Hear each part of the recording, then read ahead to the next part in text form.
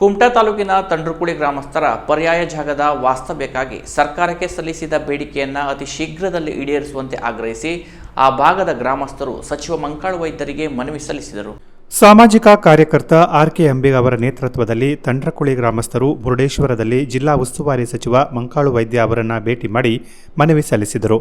ಕುಮಟಾ ತಾಲೂಕಿನ ದಿವಗಿ ಗ್ರಾಮ ಪಂಚಾಯತ್ ವ್ಯಾಪ್ತಿಯ ತಂಡ್ರಕುಳಿಯಲ್ಲಿ 2017ರಲ್ಲಿ ಐಆರ್ಬಿ ಕಂಪನಿಯ ಅವೈಜ್ಞಾನಿಕ ಕಾಮಗಾರಿಯಿಂದ ಗುಡ್ಡ ಕುಸಿತ ಉಂಟಾಗಿ ಸಾವು ನೋವು ಸಂಭವಿಸಿತ್ತು. ಈ ದುರಂತದ ನಂತರದಲ್ಲಿ ಹೆದ್ದಾರಿ ಅಗಲೀಕರಣಕ್ಕಾಗಿ ಅವೈಜ್ಞಾನಿಕ ರೀತಿಯಲ್ಲೇ ಕಲ್ಲು ಬಂಡೆಗಳನ್ನು ಬ್ಲಾಸ್ಟ್ ಮಾಡಿದ್ದರಿಂದ ಅಲ್ಲಿಯೇ ಕೆಳಗಡೆ ಇದ್ದ ಮನೆಗಳಿಗೆ ಹಾನಿಯಾಗಿದೆ. ಇದರಿಂದ ಅಲ್ಲಿಯ ನಿವಾಸಿಗಳು ಆತಂಕದಲ್ಲಿ ಬದುಕನ್ನ ಸಾಗಿಸುತ್ತಾ ಬಂದಿದ್ದಾರೆ. ಗುಡ್ಡದ ಕೆಳಭಾಗದಲ್ಲಿ ಹಾಗೂ ಅಘನಾಶಿನಿ ನದಿ ದಂಡೆಯ ಮಧ್ಯದಲ್ಲಿ ಕಾಲ ಕಳೆಯುತ್ತಿರುವ ಇವರು ಕಳೆದ 2 ವರ್ಷಗಳ ಹಿಂದೆ ಸುರಕ್ಷತೆಯ ದೃಷ್ಟಿಯಿಂದ ಪರ್ಯಾಯ ಜಾಗಕ್ಕಾಗಿ ಸರ್ಕಾರದ ಗಮನ ಸೆಳೆದಿದ್ದರು. ಅಲ್ಲಿಯೇ ಸನಿಹದಲ್ಲಿರುವ ಕೆಲವಷ್ಟು ಅರಣ್ಯ ಜಾಗವನ್ನು ಕಂದಾಯ ಇಲಾಖೆಗೆ, ಬೇರೆಡೆ ಇರುವ ರೆವಿನ್ಯೂ ಜಾಗವನ್ನು ಅರಣ್ಯ ಇಲಾಖೆಗೆ ಹಸ್ತಾಂತರಿಸುವ ಪ್ರಕ್ರಿಯೆಯ ಮಾತುಕತೆಗೆ ಪ್ರಸ್ತಾವನೆ ನಡೆದು ಆ ಪ್ರಸ್ತಾವನೆ ಇದೀಗ ಕಾರ್ಯರೂಪಕ್ಕೆ ಬಂದು ಉಪವಿಭಾಗಾಧಿಕಾರಿ ಕಾರ್ಯಾಲಯದ ಮಟ್ಟದಲ್ಲಿರುತ್ತದೆ. ಈಗ ಅದನ್ನು ಅತಿ ಶೀಘ್ರವಾಗಿ ಮಂಜೂರು ಮಾಡಿಸಿಕೊಡಬೇಕು ಎಂದು ಮನವಿಯಲ್ಲಿ ಆಗ್ರಹಿಸಿದ್ದಾರೆ. ಮನವಿಗೆ ಸ್ಪಂದಿಸಿದ ಸಚಿವ ಮಂಕಾಳು ವೈದ್ಯರು ಸಾಧ್ಯವಾದಷ್ಟು ಬೇಗ ಸರ್ಕಾರದ ಮಟ್ಟದಲ್ಲಿ ಪ್ರಯತ್ನಿಸಿ ಮಂಜೂರು ಮಾಡಿಸುವುದಾಗಿ ಭರವಸೆ ನೀಡಿದರು.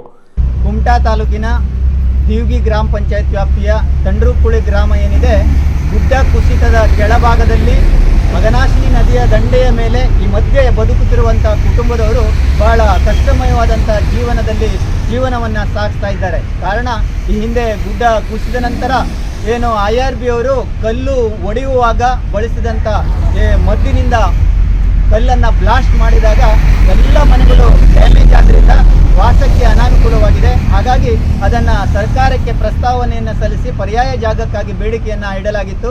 ಆ ಪ್ರಕಾರ ಸರ್ಕಾರದ ಮಟ್ಟದಲ್ಲಿ ಆ ಪ್ರಸ್ತಾವನೆ ಚಾಲ್ತಿಯಲ್ಲಿದೆ.